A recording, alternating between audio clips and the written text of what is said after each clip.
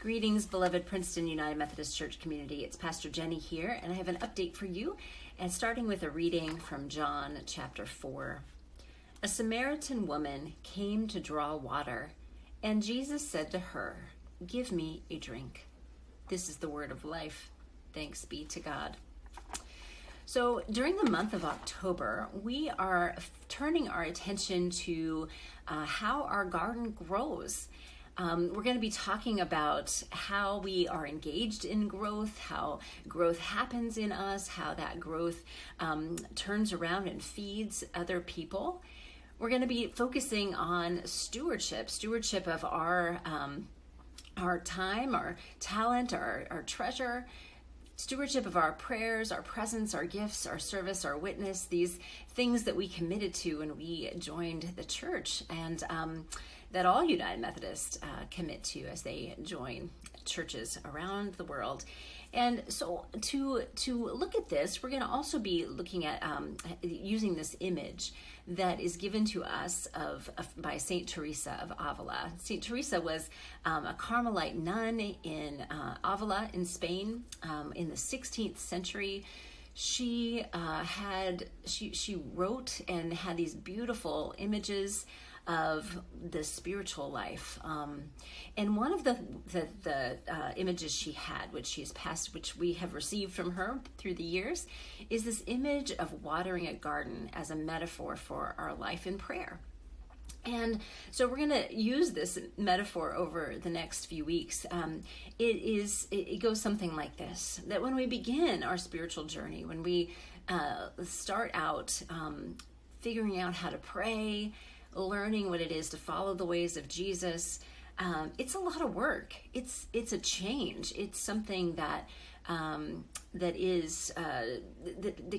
feel like we're putting in a lot of effort, and sometimes for not a lot of reward. And so it starts out kind of like getting water from a well, like with a bucket manually, like dipping that bucket down, pulling it up, and carrying that bucket over to where our garden is. And so a fair amount of work, and it can be tiring.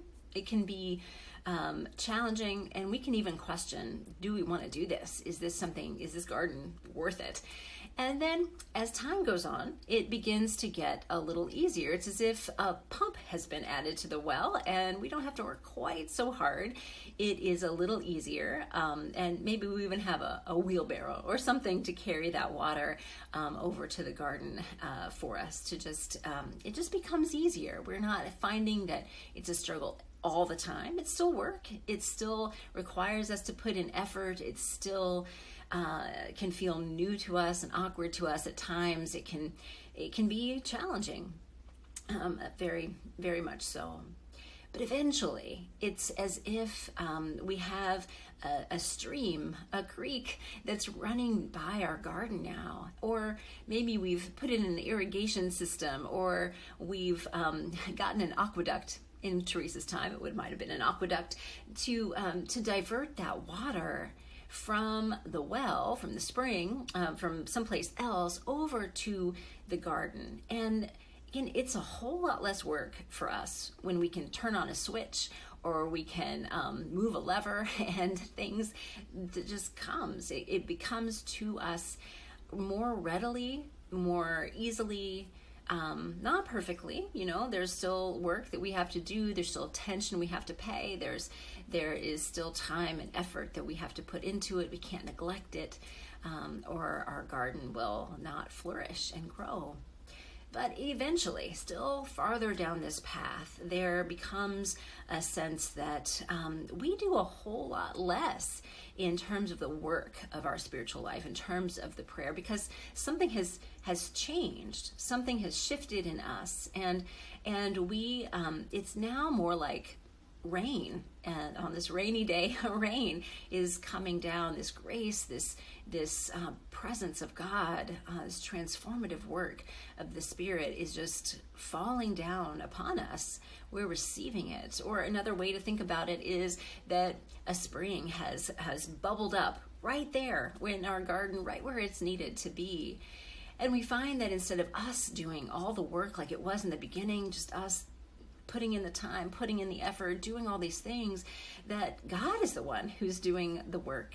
That was true at the beginning too, but we had to meet God and in all of that. And as we learn to abide, as we learn to find this ongoing, consistent presence of God that is always with us, always, and we're always tuned to it, it becomes as rain, or becomes as a spring welling up from within, watering our garden just exactly the way it needs to be watered, to flourish and to grow, and to not only nourish ourselves, but to feed, to nourish, to give, to quench the thirst of those around us as well.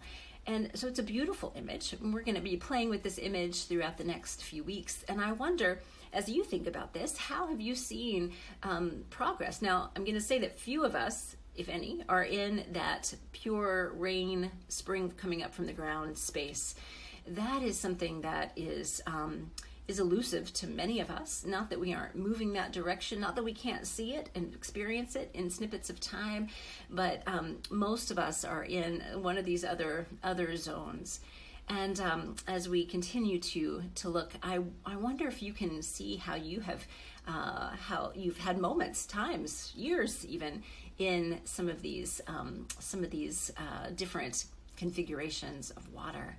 What's that been like for you? Where has God been that quenching, beautiful, nourishing water for you and your garden? How have you been invited to keep going back to that well, or keep pumping up that water, or any of those other things? What is this resonating in you? What is it stirring up in you? What is it inviting you to through this time?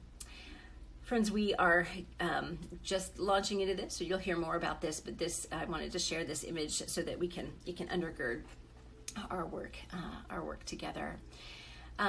We have some things that we're also looking forward to in November. I know we just started October, but you'll see in the email below there are a couple of invitations for you around All Saints Day.